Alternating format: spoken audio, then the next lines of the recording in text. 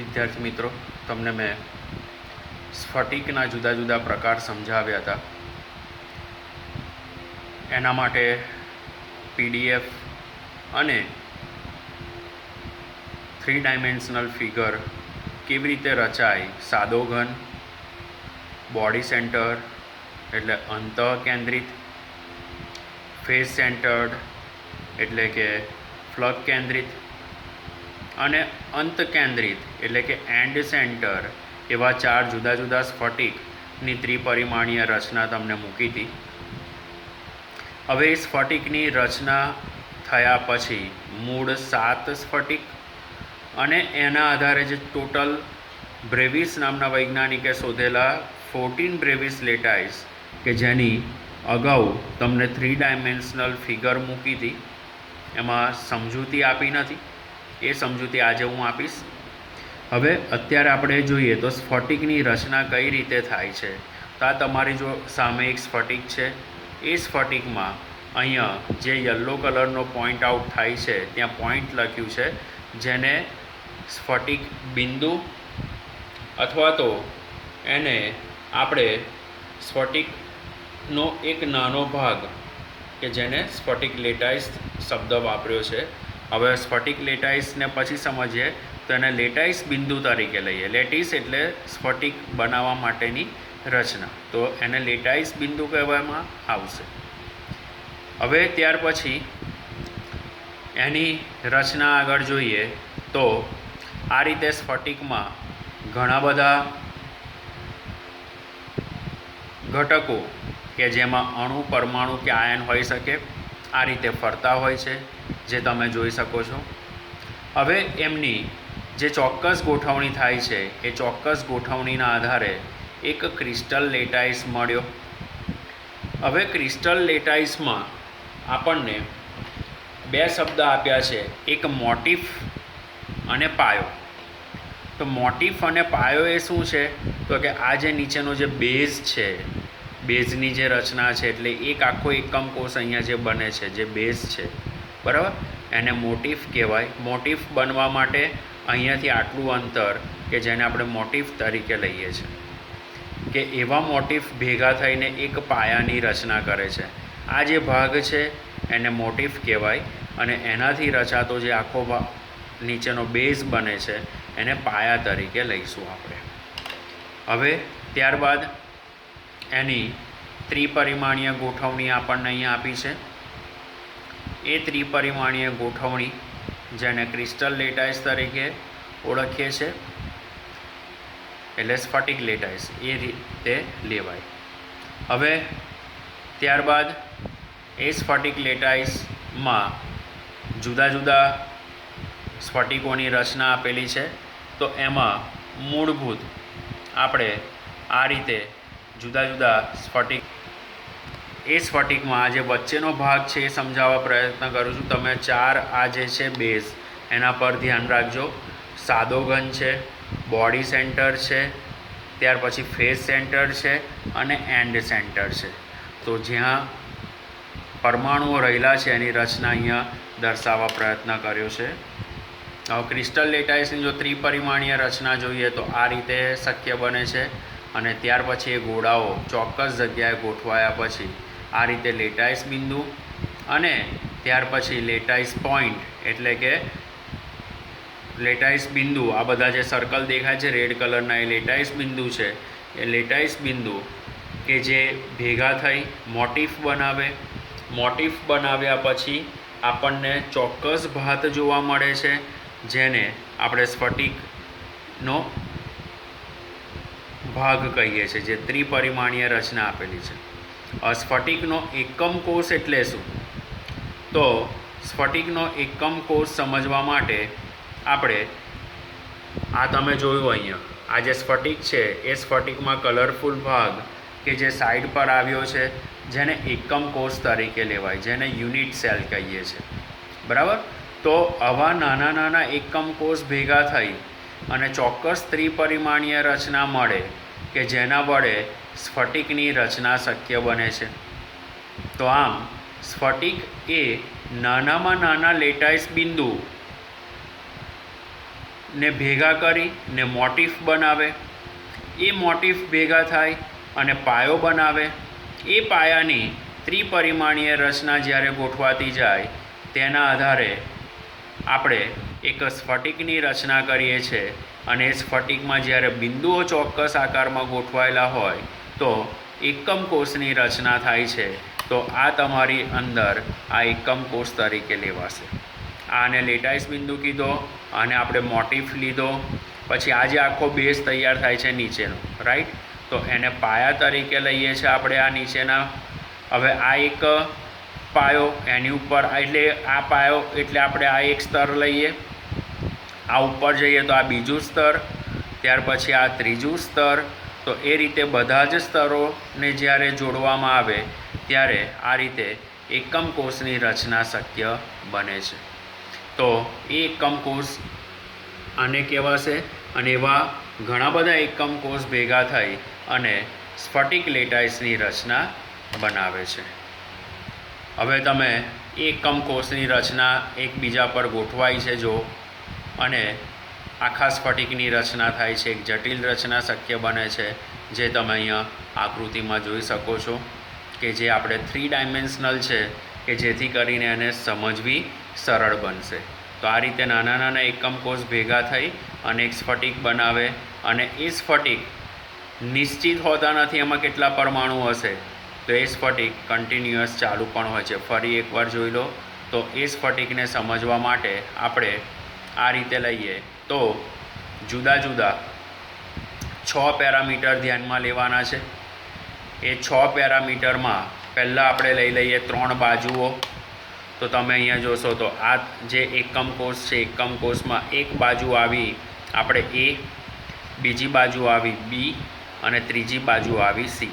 તો જો 6 પેરામીટર એટલે કે 3 બાજુઓ અને 3 ખૂણા.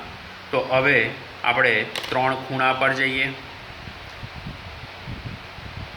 3 બાજુઓ ક્લિયર થઈ ગઈ. હવે તમે જોશો તો અહીંયા ગાડી આલ્ફા ખૂણો, બીટા ખૂણો અને ગેમા ખૂણો, રાઈટ. તો તમે એ રચના અહીંયા જુઓ તો સી અને બી વચ્ચે જે બને છે આલ્ફા, સી અને એ વચ્ચે જે બને છે બીટા, અને એ અને બી વચ્ચે જે બને છે એ ગામા તરીકે ઓળખીએ છીએ. જે અહીંયા તમને બ્લિંકિંગ થાય છે એના આધારે આલ્ફા, બીટા અને ગેમા એમ 3 ખૂણાની સમજૂતી ક્લિયર થાય છે. કદાચ મિત્રો તમને આગળના વિડીયો જે 3 ડાયમેન્શનલ છે સમજૂતી વગરના એ ના ખબર પડી હોય તો એના આધારે તમે આ વિડીયો જોશો તો 100% તમને ખબર પડી જ જશે કે આપણે કેવી રીતે સ્ફટિક, લેટાઇસ, મોટિફ, પાયો, ત્યાર પછી એકમ કોષ અને સ્ફટિક કેવી રીતે બને છે. ત્યાર પછી 6 પેરામીટર પર ગયા આપણે, 3 બાજુઓ અને 3 ખૂણા પર, બરાબર.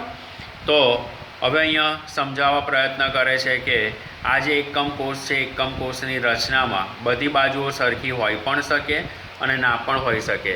આ જે એકમ કોષ છે એમાં બધી સરખી છે, બરાબર. તો એમાં આ યુનિટ સેલ તરીકે લઈએ, એકમ કોષ તરીકે. એમાં આપણને મુખ્ય 2 પ્રકાર આપ્યા છે, પ્રિમિટિવ એટલે સાદો અને સેન્ટર્ડ એટલે એની ગોઠવણી જે આવે છે તે. પ્રિમિટિવ એટલે આ સાદો સ્ફટિક કે જે તમને આ લેફ્ટ સાઈડ દેખાય છે, પ્રિમિટિવ એટલે સાદો સ્ફટિક તરીકે લઈશું. અને સેન્ટર્ડ એટલે અહીંયા ગાડી સેન્ટરમાં આ એક પરમાણુ આવેલો છે. જો અહીંયા ગાડી બ્લિંકિંગ થાય છે. પ્રિમિટિવ એટલે અહીંયા 8 ખૂણા પર જ પરમાણુ ગોઠવાયેલા છે, જ્યારે સેન્ટર્ડ એટલે આ બોડી સેન્ટર થયો, કેન્દ્રમાં એક અને 8 ખૂણા પર બીજા 8 પરમાણુ ગોઠવાયેલા છે. તો એ રીતે એકમ કોષને 2 ભાગમાં વિભાજિત કરી શકાય, પ્રિમિટિવ અને સેન્ટર્ડ એટલે કે કેન્દ્રિત એકમ કોષ. હવે કેન્દ્રિત એકમ કોષ આપણે લઈએ તો કેન્દ્રિત એકમ કોષમાં 3 પ્રકાર પડે છે. એ કેન્દ્રિત એકમ કોષમાં એક છે બોડી સેન્ટર, બીજો છે ફેસ સેન્ટર અને ત્રીજો છે એન્ડ સેન્ટર. તો એ 3 એકમ કોષને જો મારે અલગ ઓળખવા હોય તો અહીં સેન્ટરમાં એક પરમાણુ છે જે કેન્દ્રમાં છે, એટલે સમગ્ર બોડીની વચ્ચે રહેલો છે એટલે એને બોડી સેન્ટર નામ આપ્યું. હવે ફેસ સેન્ટર એટલે તમે અહીંયા જોશો તો દરેક બાજુઓ પર છે. જો 3 ડાયમેન્શનલ છે ફિગર, દરેક બાજુઓ પર છે, 8 ખૂણા પર તો છે જ, અને પછી આ દરેક બાજુઓ પર ગોઠવાયેલા છે. એક ફેસની સામે આ બીજો ફેસ, આ ફેસની સામે આ ફેસ, તો એને ફેસ સેન્ટર કહેવાય. અને એન્ડ સેન્ટરમાં જોશો તો અંતભાગ, ઉપરનો ભાગ અને નીચેનો ભાગ કે જે અંત ભાગ છે તો એને એન્ડ સેન્ટર તરીકે લઈ શકાય. હવે એ એકમ કોષ ભેગા થઈ અને આવી જટિલ રચના પણ શક્ય બને છે. તો મિત્રો તમને સ્ફટિક લેટાઈસ પછી આપણે લઈએ તો મોટિફ, લેટાઈસ બિંદુ, પાયો, એકમ કોષ અને જુદા જુદા સ્ફટિકની રચના તમને સમજાવી દીધી. હવે આપણે જે સ્ફટિક રચના છે, સ્ફટિક રચનામાં મૂળભૂત 7 સ્ફટિક રહેલા છે એની સમજૂતી પર જઈશું. જે 7 સ્ફટિક છે એ સ્ફટિકમાં આપણે મૂળભૂત 7, જો MCQ પૂછાય તો મૂળભૂત સ્ફટિકની રચના કેટલી શક્ય છે? જો સ્ફટિક પૂછાય તો 7. મૂળભૂત એકમ કોષ કેવી રીતે શક્ય બને છે? જો એકમ કોષ પૂછાય તો 4. મિત્રો ફરી બોલું છું, મૂળભૂત સ્ફટિક રચના પૂછાય, સ્ફટિકના પ્રકાર, તો કેટલા આવશે? 7. કયા કયા? સાદો ઘન જેને ક્યુબિક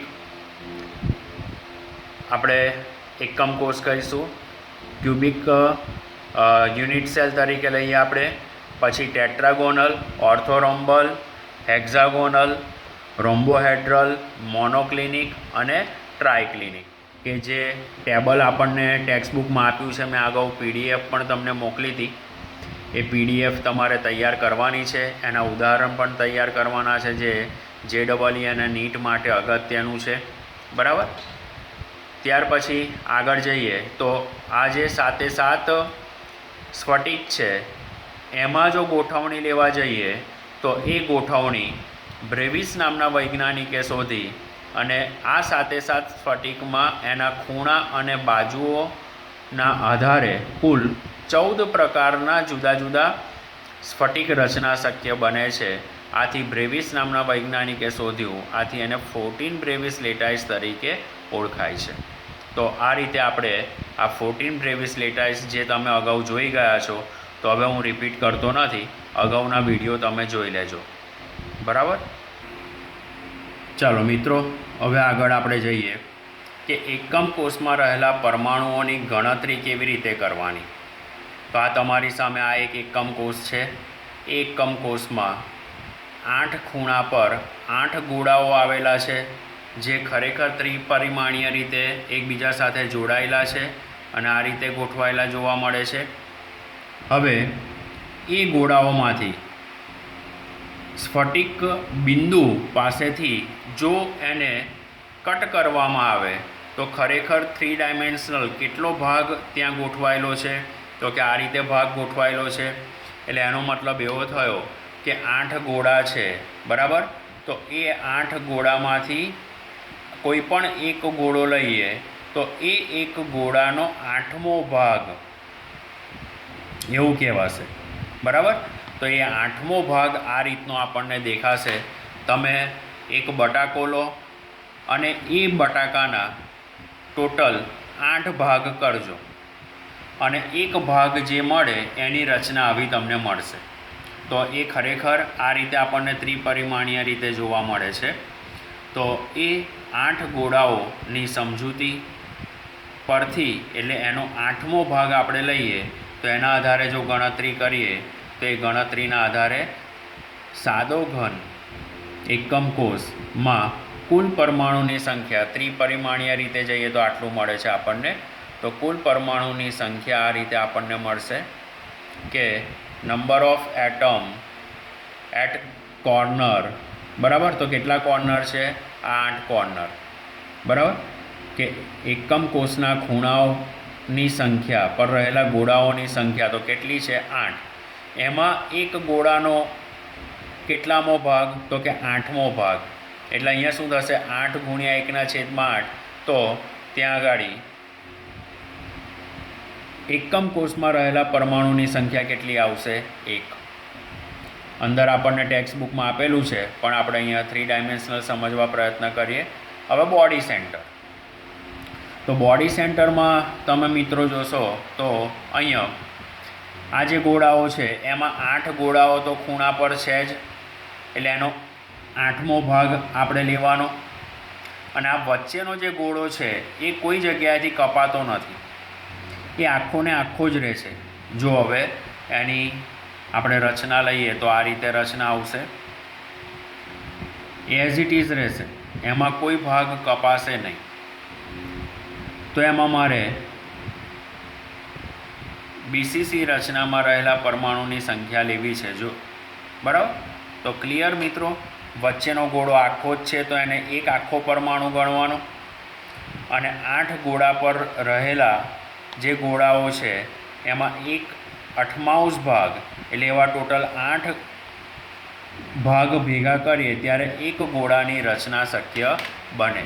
તો આમ બીસીસીની અંદર આપણે જોઈએ તો કુલ પરમાણુની સંખ્યા બીસીસી એકમ કોષમાં રહેલા પરમાણુની સંખ્યા તો કેટલી આવશે? 2. તો અહીંયા ક્લિયર કર્યું છે 8 કોર્નર ગુણ્યા 1/8 એટલે 1, અને વળી પાછું એક સેન્ટરમાં પણ છે. જો આ બ્લિંકિંગ થાય છે બરાબર, તો 1 + 1 એટલે કેટલા થશે? 2. તો આમ બીસીસીમાં કુલ 2 પરમાણુઓ એકમ કોષમાં ગોઠવાયેલા છે. નીચે આવ્યું number of atom present at center of the cube, તો એમાં 1 આવશે. હવે ત્યાર પછી આપણે જઈએ એફસીસી રચના પર, અને એ એફસીસી રચનાની સમજૂતી અહીંયા આપણે મેળવીએ.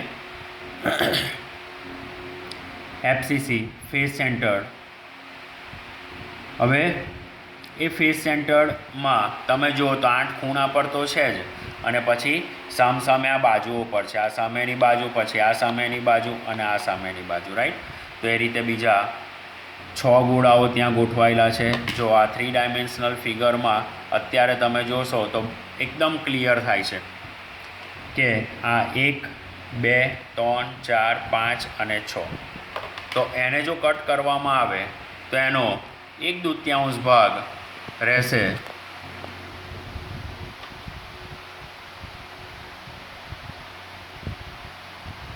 જો આ રીતે એની ત્રિપરિમાણીય ગોઠવણી છે. હવે જો એને કટ કરવામાં આવે તો કેટલો ભાગ એકબીજાના સંપર્કમાં રહેલો છે એની સમજૂતી આપી છે. તો આ રીતે લઈએ તો 8મો ભાગ, આ જે બાજુ પર ગોળા છે એનો અડધો ભાગ, બરાબર.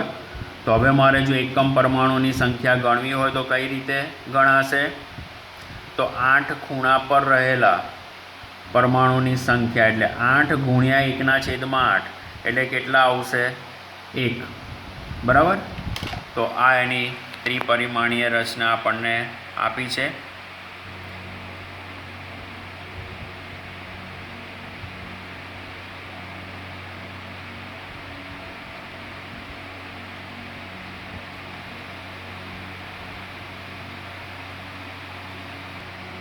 જો મિત્રો અહીંયા આપણને 8 ગુણ્યા 1/8 એટલે ટોટલ 1 જે અહીંયા બ્લિંકિંગ થાય છે એના આધારે ખબર પડશે. 8 ખૂણા અને 6 બાજુઓ છે. ક્લિયર? તો 6 બાજુઓ એટલે 6 ફેસ થયા. એનો 1/2 ભાગ, અડધો ભાગ આપણને કપાયેલો જોવા મળતો હતો એટલે 1/2 ભાગ એટલે કેટલા થશે? 3. એટલે કુલ પરમાણુની સંખ્યા કેટલી થાય એફસીસીમાં? તો કે 4. તો આ રીતે આપણે બીસીસી, એફસીસી અને સિમ્પલ ક્યુબની રચના જોઈ. હવે આપણે ટેક્સ્ટબુક પર આવીએ. ટેક્સ્ટબુકમાં જે શબ્દો આપ્યા છે, પાયાના શબ્દો કે જેની સમજૂતી આપણે લેવાની છે, તો અહીંયા પહેલી આકૃતિ તમે જોશો તો એ પહેલી આકૃતિમાં આપણને આપ્યું છે સ્ફટિકની રચના કરવા માટે મોટિફ. મોટિફ એટલે જે લેટાઇસ બિંદુ છે એ ભેગા થઈને એક મોટિફ બનાવ્યો. હવે બીજી આકૃતિ જઈએ તો અહીંયા ઇન્ડિકેશન આપ્યું છે લેટાઇસ બિંદુ, રાઈટ. હવે આવા મોટિફને ભેગા કરીએ તો આપણને એક પાયો મળશે, અને એ પાયાની કાલ્પનિક દ્વિપરિમાણીય રચના જો આ રીતે લેવા જઈએ તો લેટાઇસ બિંદુઓ ભેગા થઈને મોટિફ બનાવ્યો, એ મોટિફ આ રીતે ગોઠવાય. એક પાયો બનાવશે અને પાયા બધા જ જોડાશે તો આપણને કાલ્પનિક દ્વિપરિમાણીય સ્ફટિક રચના મળશે, જેને આપણે સ્ફટિકના એકમ કોષ તરીકે લઈએ છીએ. હવે એના માટે કેટલાક શબ્દો મેં અંડરલાઇન કર્યા છે કે બિંદુઓનો સમૂહ કે જે એક ઢાંચો એટલે કે ચોક્કસ રીતે ગોઠવાય, બરાબર. તો એના માટે સરસ એક્ઝામ્પલ આપ્યું છે કે આપણા ઘરમાં ટાઇલ્સ લગાડેલી છે, એ ટાઇલ્સમાં તમે એની કોર્નર જોશો તો એ કોર્નર એક ચોક્કસ અવકાશીય સ્ફટિક રચના બનાવે છે, બરાબર.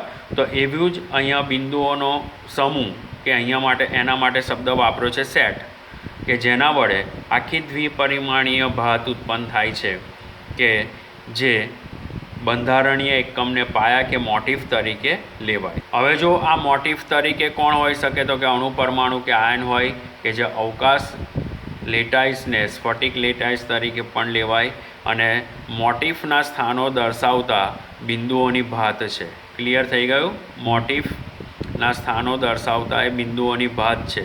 બીજા શબ્દમાં એને આપણે કહીએ છીએ અવકાશ લેટિસ. એટલે એક કાલ્પનિક ઢાંચો એટલે કે આપણે રચના શક્ય બને છે, એમ અવકાશ લેટિસના બિંદુઓ પર મોટિફને એક સમાન રીતે મૂકીએ ત્યારે આપણને એક ચોક્કસ સ્ફટિક રચના મળે છે, જે દ્વિપરિમાણીય લેટાઇસ તરીકે લેવાય. ઓકે, હવે આ જે લેટિસ એ અને લેટિસ બી આપ્યા છે, એમાં તમે જોશો તો એનો ઢાંચો બનાવવા માટે, મતલબ કે એની ચોક્કસ ગોઠવણી જોવા જઈએ તો બે રીતની હોઈ શકે. એક ગોઠવણી એકની ઉપર એક થપ્પી લગાવી હોય એ રીતે જુઓ, બરાબર. દાખલા તરીકે આપણે એક ડબ્બો લીધો છે, એ ડબ્બાની અંદર એકની ઉપર એક લાડુ મૂકતા જઈએ તો એની ગોઠવણી આ લેટિસ 1 પ્રમાણે થશે. હવે એ ડબ્બામાં મારે વધારે લાડુ મૂકવા છે તો શું કરીશું, એ ડબ્બાને હલાવીશું એટલે વચ્ચે જે ખાલી જગ્યા છે, આ રીતે જો આ એક સ્તર, વચ્ચે જે ખાલી જગ્યા છે ત્યાં બીજા લાડવા ગોઠવાયા, પછી આ બીજું સ્તર આવ્યું, તો એ રીતે જગ્યા થશે અને લેટિસ બી જેવી રચના શક્ય બને. તો એને લાડવાના ઉદાહરણ તરીકે પણ આપણે લઈ શકીએ છીએ. ત્યાર પછી સ્ફટિક પદાર્થમાં બંધારણીય મોટિફને લેટેક્સ બિંદુઓ સાથે સાંકળતા સ્ફટિકની રચના પ્રાપ્ત થાય છે, જે ત્રિપરિમાણીય રચના સમજાવવા પ્રયત્ન કર્યો છે, જે આપણે આગળ જોઈ ગયા વિડીયોમાં. અને અવકાશીય દિક્વિન્યાસ એટલે ચોક્કસ દિશામાં ગોઠવાયેલા હોય એ રીતે. એટલે આ સપાટી સિવાયના સમગ્ર સ્ફટિકમાં પ્રત્યેક મોટિફનું પર્યાવરણ એક સમાન જોવા મળે છે. હવે મિત્રો 2 માર્કનો પ્રશ્ન અહીંયા આવે છે કે સ્ફટિક લેટિસની લાક્ષણિકતાઓ જણાવો. તેમાં મુખ્ય 3 લાક્ષણિકતા આવી. 2 માર્કનો ક્વેશ્ચન છે. લેટાઇસના પ્રત્યેક બિંદુને લેટાઇસ બિંદુ અથવા તો લેટાઇસ સ્થાન કહેવાય અને સ્ફટિક લેટાઇસનું પ્રત્યેક બિંદુ એક ઘટક કણ છે, જે અણુ, પરમાણુ કે આયન હોઈ શકે. અને ત્રીજું, ચોક્કસ ભૌમિતિક આકાર વડે એને દર્શાવવા પ્રયત્ન થાય છે.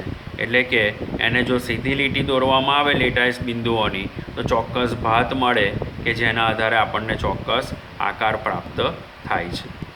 હવે સ્ફટિકને દર્શાવવા માટે અહીંયા આ એકમ કોષ દર્શાવ્યો છે અને એ એકમ કોષમાં આ જે આખો સ્ફટિક છે એમાં નાનો ભાગ કે જેને એકમ કોષ કીધો છે, જેની સમજૂતી અહીં આપેલી છે.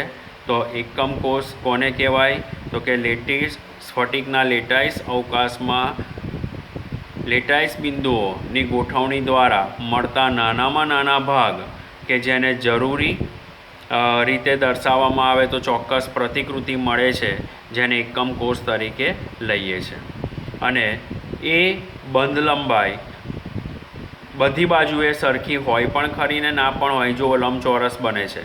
એટલા માટે અહીં ક્લિયર કીધું છે કે આ એકમ કોષ એવો પસંદ કરવામાં આવે કે જે લંબ બાજુઓ ટૂંકામાં ટૂંકા જોવા મળે અને એની ત્રિપરિમાણીય રચના શક્ય બને. કે જો દ્વિપરિમાણીય લેટાઇસમાં જઈએ તો ત્યાં સમગ્ર સ્ફટિકનો ભાગ આ રીતે આગળ તમને આચ્છાદિત કરેલો છે. આ ભાગ લઈ લો, આ ભાગ મેં આચ્છાદિત કરી દઉં તો એ આચ્છાદિત કરેલો ભાગ ત્યાં જોવા મળે. આચ્છાદિત થયેલો ભાગ આપણને જોવા મળશે. તો આ રીતે એ જગ્યા સિવાયના સમગ્ર ભાગને એ ભરી પણ દે છે કે જેની પસંદગી આ રીતે લઈ શકાય.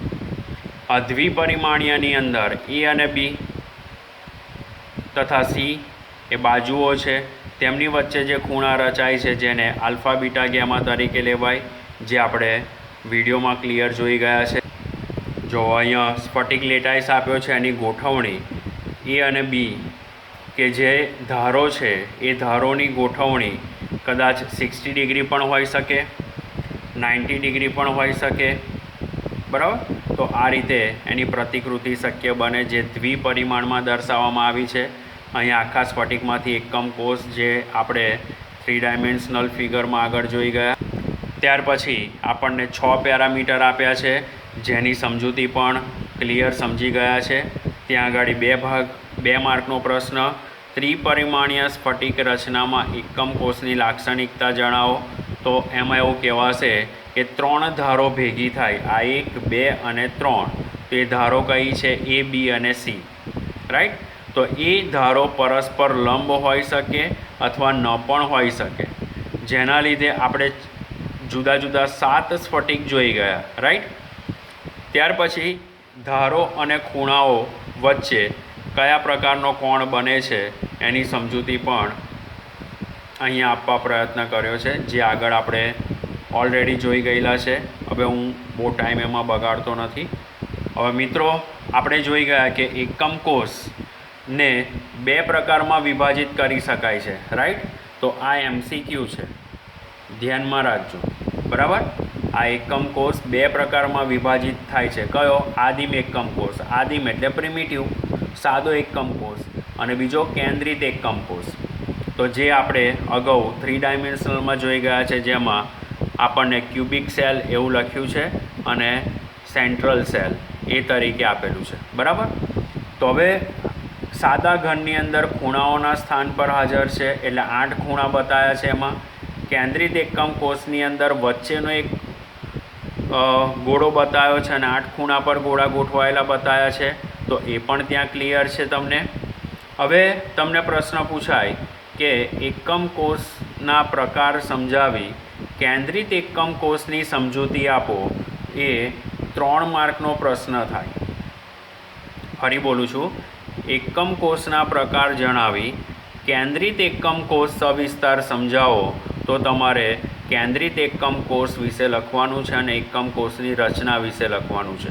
એટલે કેવા પ્રકારનો પ્રશ્ન આવે એનો જવાબ લખવા માટે તમારે ચોક્કસ પ્રશ્ન સમજવો પડે અને પછી એનો આન્સર લખવો પડે. હવે આપણે કેન્દ્રિત એકમ કોષ જોઈ ગયા. તો એના કુલ 3 પ્રકાર. અંતઃકેન્દ્રિત એટલે આપણે ત્યાં શું લઈશું? તો કે અંતઃકેન્દ્રિત માટે શબ્દ હું વાપરીશ BCC, રાઈટ. ફ્લક કેન્દ્રિત, તો એના માટે હું શબ્દ વાપરીશ FCC. અને અંતકેન્દ્રિત માટે હું શબ્દ વાપરીશ ECC. તો જે અંતઃકેન્દ્રિત છે ને BCC body center cubic close pack arrangement કહેવાય. ફ્લક કેન્દ્રિત છે એને face center cubic close pack arrangement કહેવાય. અને અંતકેન્દ્રિત છે એને ECC એટલે કે end center cubic close pack arrangement તરીકે ઓળખાય છે. એટલે BCCમાં ક્લિયર આપ્યું છે કે અહીંયા એકમ કોષ ખૂણાઓ પર અને એક અંતઃકેન્દ્રમાં એક ઘટક આવેલો છે. ક્લિયર? જે આગળ આકૃતિ જોઈ ગયા આપણે BCCની. પછી ફ્લક કેન્દ્રિત, તો ત્યાં પણ ખૂણાઓ પર છે અને દરેક ફ્લકના કેન્દ્રમાં એટલે હું એવું કહીશ કે દરેક બાજુઓ પર આવેલો છે, રાઈટ. કે જેનો આપણે અડધો ભાગ મળતો હતો, તો એને આપણે 6 × 1/2 કર્યું હતું. અને છેલ્લે આપણે લઈએ છીએ અંતકેન્દ્રિત, તો એમાં આપણે એવું લઈ શકીએ કે 2 ફ્લક કેન્દ્ર પર અને બાકીના ઘટક કણો ખૂણાઓ પર ગોઠવાયેલા છે. મિત્રો, આ પેજ બતાવવાનું રીઝન એ જ છે કે તમારે અહીંયા અંડરલાઇન કરવાની છે કે 7 નિયમિત આકારમાંથી કોઈ પણ એકમાં સમાવેશ થાય એવું આપણે જુદા જુદા સ્ફટિકોની રચના સમજવાની છે, જે બ્રેવિસ નામના વૈજ્ઞાનિકે આપી. એટલે આપણે એને 14 બ્રેવિસ લેટાઇસ તરીકે લઈએ છીએ.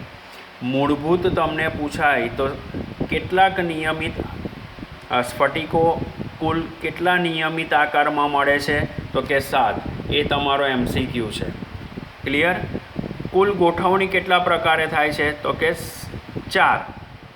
અને 7 નિયમિત આકારોમાં કુલ કેટલી ગોઠવણી શક્ય મળે છે? તો કે 14. તો આ રીતે બ્રેવિસ નામના વૈજ્ઞાનિકે ટોટલ 14 ગોઠવણી આપણને આપી છે. એ ગોઠવણી અહીંયા બ્રેવિસ દ્વારા દર્શાવેલું છે કે જે માત્ર 14 જ શક્ય બની કે જેને 14 બ્રેવિસ લેટાઇસ તરીકે લેવાય છે. અને એ 14 બ્રેવિસ લેટાઇસની સમજૂતી મેં તમને અગાઉ 3 ડાયમેન્શનલ આપી દીધી છે. એમાં ખૂણાઓ, અક્ષીય અંતર કેટલું છે તે, ત્યાર પછી કયા ઉદાહરણ છે તે એ તમારે જોઈ લેવાનો. એમાં કોઈ તકલીફ નહીં પડે, એ ક્લિયર થઈ જશે તમને. ઓકે, ચલો મિત્રો, હવે આપણે આગળ બીજા એક ટૉપિક પર જઈએ. એકમ કોષમાં પરમાણુની સંખ્યા, જે અગાઉ આપણે ડાયાગ્રામ આગળ વિડીયોમાં જોઈ ગયા છે. તો એમાં ક્લિયર છે કે એકમ કોષની રચનામાં ઘણી બધી સંખ્યામાં એકમ કોષો ભેગા થઈ અને એની રચના શક્ય બનાવે છે. તો તમને મિત્રો પૂછાય કે આદિમ એકમ કોષ એટલે શું?